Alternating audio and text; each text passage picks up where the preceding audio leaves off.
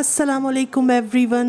Urdu vlogs Germany में आप लोगों को वेलकम है। कैसे हैं साथियों आप लोग? उम्मीद करती हूँ जो जो जहाँ भी होगा खुश खुर्रम होगा। अल्हम्दुलिल्लाह हम भी ठीक हैं। और ये मैं आप लोगों को अपने प्लांट्स दिखा रही हूँ।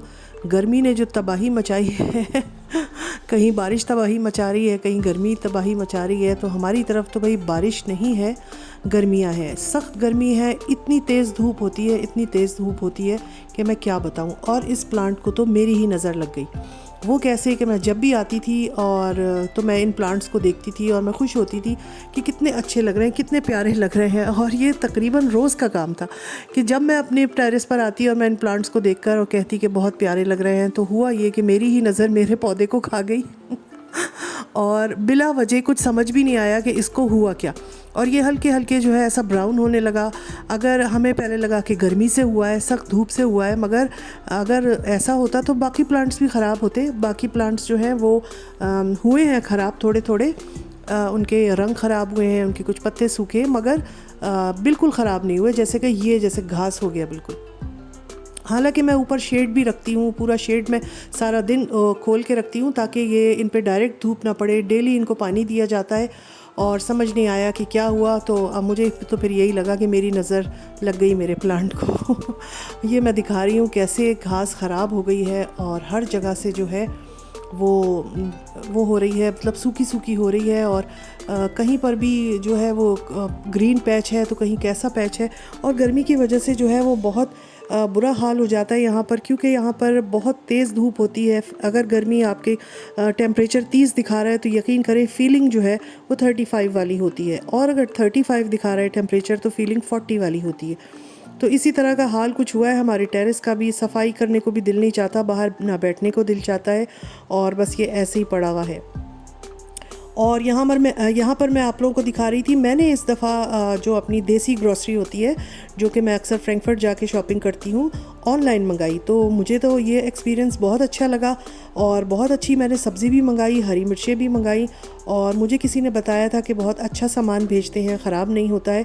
तो मैंने भी ट्राई किया और अल्लाह का शुक्र है बहुत अच्छा सामान आया। लौकी थी बहुत फ्रेश अच्छी, धनिए की 4 गड्डियाँ मंगवाई मैंने, वो भी बहुत अच्छी फ्रेश, और हरी मिर्चें, और आम भी बहुत अच्छे थे। अच्छा, आम मुझे थोड़े महंगे लगे, 8.5 यूरो का एक पैकेट जिसमें 3 आम थे।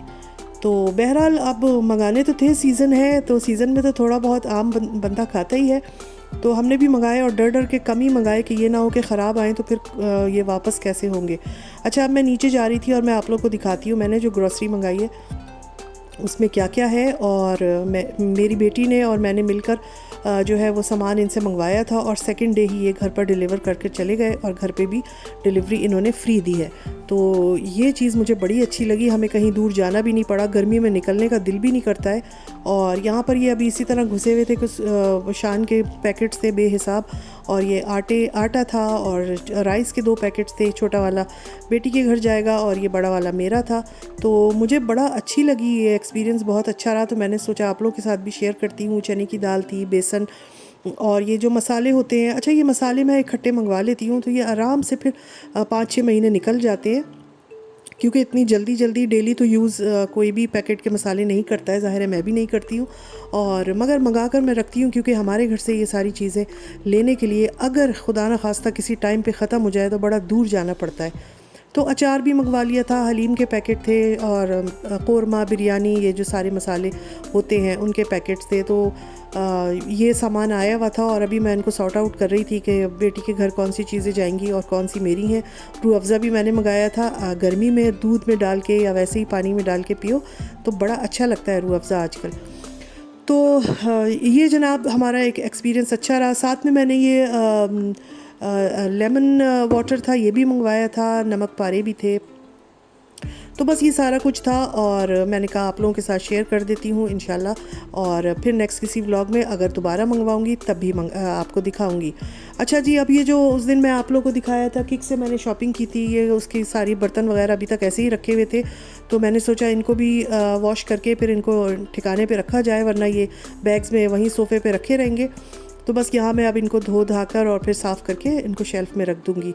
अच्छा जी, दूसरी बात जो आप लोगों से करनी थी, वो जैसा कि आजकल आप लोगों को पता ही है, मेरा बड़ा दिल चाह रहा था कि मैं ये बात ज़रूर करूँ, ये मुझसे रहा नहीं गया तो मैं ये कर रही हूँ। अभी 2 दिन पहले हमारी टीवी की ड्रामा आर्टिस्ट, बहुत ही अच्छी, सभी को पता है, हिरा मानी, उनके नाम से एक वीडियो गुजरी कि उन्होंने अपने ट्वीट पे या पता नहीं इंस्टाग्राम पे ये मैसेज दिया कि उनकी दुआएं ज़हीर के लिए हैं कि ज़हीर को उसकी मोहब्बत मिल जाए। सर पीटने को दिल चाह रहा था, यकीन करें, इतना अफसोस हुआ है, इतना अफसोस हुआ है कि अगर उन्होंने जानते बूझते ये बयान दिया है तो यकीनन उनको आकर माफ़ी मांगनी चाहिए।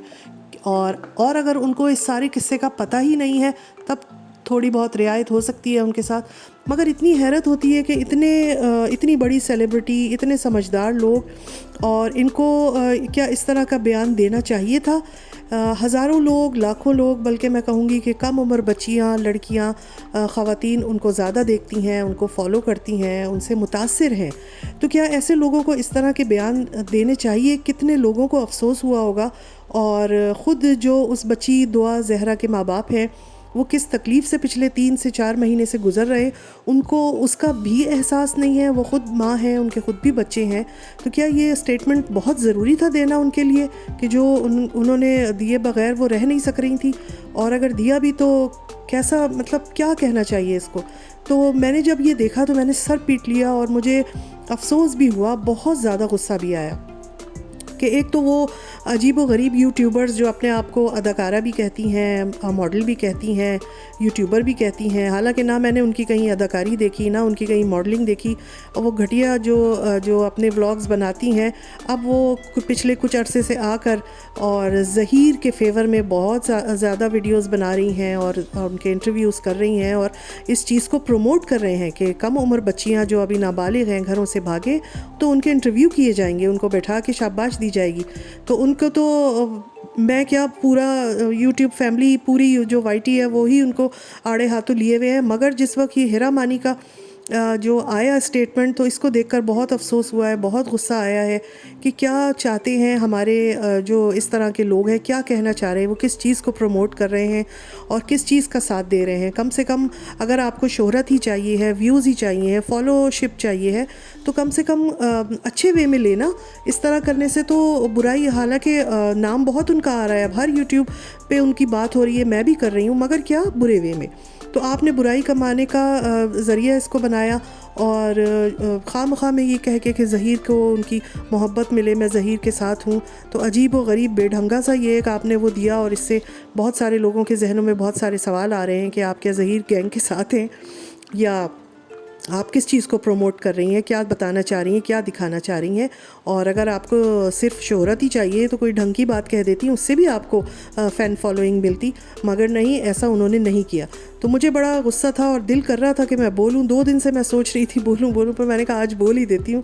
तो इसको कंडेम करना चाहिए और हम अपनी वीडियोस में इस तरह की बातें नहीं करते हैं, मगर इस वक्त मुझसे जो है वो रहा नहीं गया, तो मैंने सोचा कि मैं अपना ये दिल की जो बात है आप लोगों से शेयर करती हूँ।